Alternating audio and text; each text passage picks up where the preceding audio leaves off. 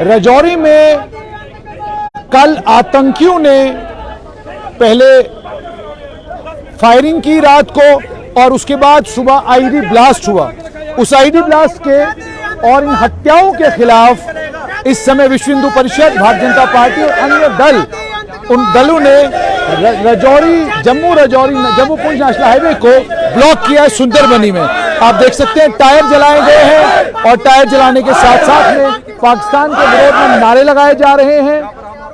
आप ये देख सकते हैं कि ये इस समय हिंदुओं के हत्यारों को गोली मारो, आप देख सकते हैं कि गुस्सा है, नाराजगी है। जहां राजौरी में पुलिस के खिलाफ प्रदर्शन हो रहा है, वहीं पर नेशनल हाईवे बंद करके ये संदेश पाकिस्तान को दिया जा रहा है कि आतंक को बर्दाश्त नहीं किया जाएगा और आतंकवादियों को जल्द उनके अंजाम तक पहुंचाया जाएगा। मेरे साथ विश्व हिंदू पर आपका नाम? विपिन सूदन, बजरंग दल।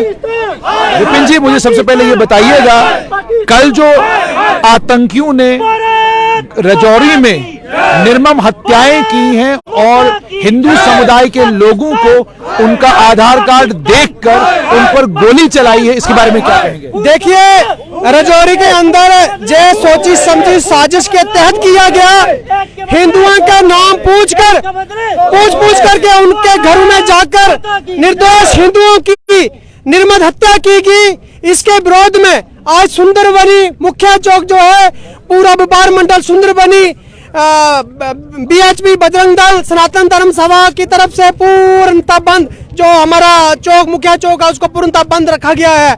हम केंद्र सरकार और एलजी साहब से मांग करते हैं, पूर्णतः सुंदरबनी की तरफ से जो भी निर्दोष हिंदुओं की हत्या की गई है, जिन्होंने भी की है, चुन चुन करके उनको गोलियों से उड़ाया जाए।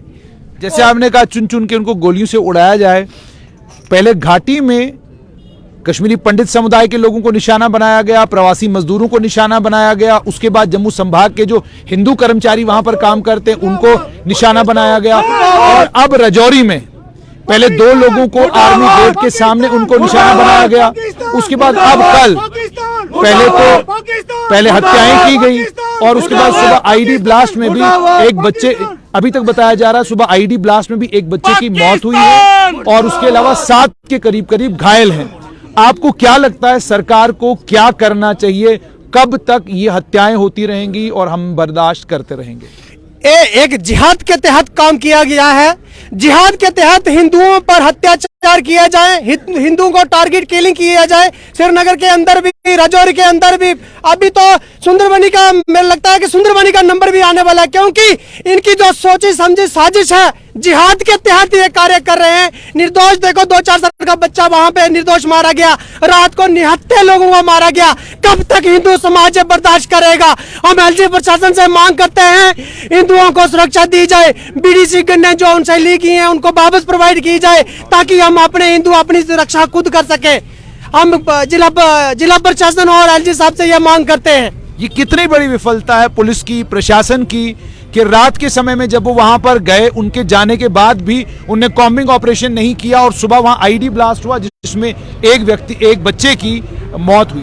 देखो, जो सरासर सुरक्षा एजेंसियों की नाकामी के कारण ये बड़ी बड़ी घटना घटी, क्योंकि कॉर्डन ऑफ किया गया था। उनको पता था यहाँ मिलिटेंट हमला हुआ है, कॉर्डन ऑफ करके वहां सर्च अभियान चलाना चाहिए था, मगर कुछ जिला प्रशासन, राजौरी पुलिस की तरफ से नाकामियां सामने आ रही हैं, जिसका नतीजा आज बच्चों ने भुगता।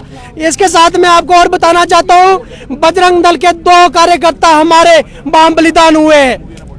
बजरंग दल के 2 कार्यकर्ता क्या नाम थे? बलिदान हुआ है, नाम उनका दीपक जी है, उसके बाद एक कार्यकर्ता और है हमारे, उनका नाम मुझे ज्ञात नहीं है अभी। दोनों शहीद हुए हैं? एक सीरियस है, एक शहीद हुआ। अच्छा, एक सीरियस है और एक शहीद हुआ। आप चाहते क्या है, केंद्र सरकार क्या करे? क्योंकि ये जो आतंकवाद है, जिस तरीके से अब इन्होंने हिंदुओं को और अल्पसंख्यकों को निशाना बनाना शुरू किया है, सरकार को क्या कड़ा रुख अपनाना चाहिए? आप तो जरूर कह रहे हैं बंदूकें दीजिए, लेकिन क्या उससे मसला हल होगा? या आपको भी लगता है कि समय आ गया है कि आर पार की एक ही बार लड़ाई हो जाए?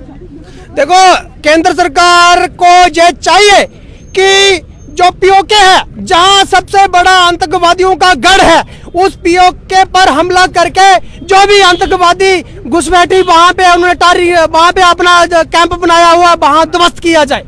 ध्वस्त किया जाए। तो आपने सुना, साफ तौर पर मांग ये है कि अब पीओके में जाने की जरूरत है, आतंकवादियों के खेमों को ध्वस्त करने की जरूरत है। लेकिन इस समय जम्मू पुंछ नेशनल हाईवे जो है वो ब्लॉक हुआ है। यहाँ पे मुझे ये बताइएगा कि कल रात को यह हादसा होता है, उसके बाद सुबह आईडी ब्लास्ट होता है, प्रशासन के बारे में क्या कहेंगे? देखिए, पहले तो मैं आपको बताऊंगा कि हमारे लिए बहुत निंदनीय और बड़ी दुखित बात है कि पाकिस्तान द्वारा एक प्री प्लानिंग करके वहां से मिलिटेंट तैयार करके एक टारगेट किलिंग की जाती है, जो डांगरी में रात को भी हुई। और रात को थोड़ी सुरक्षा बलों की जो चूक रही कि जिन्होंने पूरा वहाँ गश्त नहीं लगाई और पूरा देखा नहीं। सुबह भी एक ब्लास्ट हो गया, उसमें भी 2 कैजुअल्टीज हो गई और एक छोटा बच्चा। और रात को आप देखोगे सोए हुए लोगों को उठाया गया और उनके आधार कार्ड चेक करके उनको गोलियां मारी गई। ये सामने दर्शाता है कि पाकिस्तान की जो प्री प्लानिंग है और वहां से तैयार करके वो मिलिटेंट भेजे गए थे यहाँ पर और एक ही बरादरी को टारगेट करने के लिए उनकी किलिंग की गई।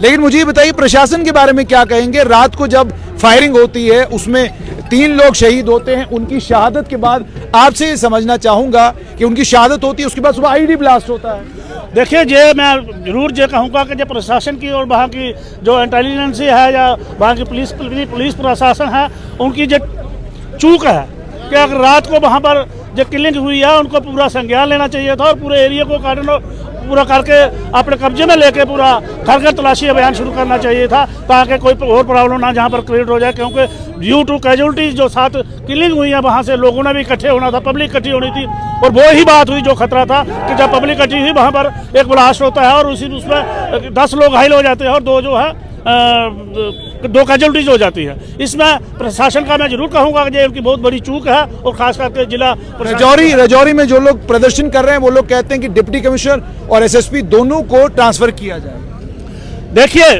डिप्टी कमिश्नर या एसएसपी हेड होते हैं डिस्ट्रिक्ट के और देखा जाए अगर प्रशासन की चूक है वहाँ की और प्रशासन अगर वहाँ पर पूरी सख्ती से या पूरे संज्ञान से उन्होंने काम नहीं किया तो उसमें डीसी और एसपी सबसे पहले आएंगे। वो तो लोगों का कहना बिल्कुल दुरुस्त है। तो आपने सुन लिया साफ तौर पर, यहाँ पर जो प्रदर्शन कर रहे हैं इनका भी यही कहना है कि रजौरी में जो कल हादसा हुआ है उसके बाद डिप्टी कमिश्नर रजौरी और एसएसपी रजौरी उन दोनों को शिफ्ट किया जाना चाहिए। और दूसरा सबसे इंपॉर्टेंट यहाँ से कि समय आ गया है कि पीओके में अब कार्रवाई होनी चाहिए, क्योंकि जो आतंकियों के बड़े ठिकाने हैं वो पीओके में है। और मांग यहाँ पर इन कार्यकर्ताओं की यही है कि अब पीओके पर आक्रमण करने का समय आ गया है।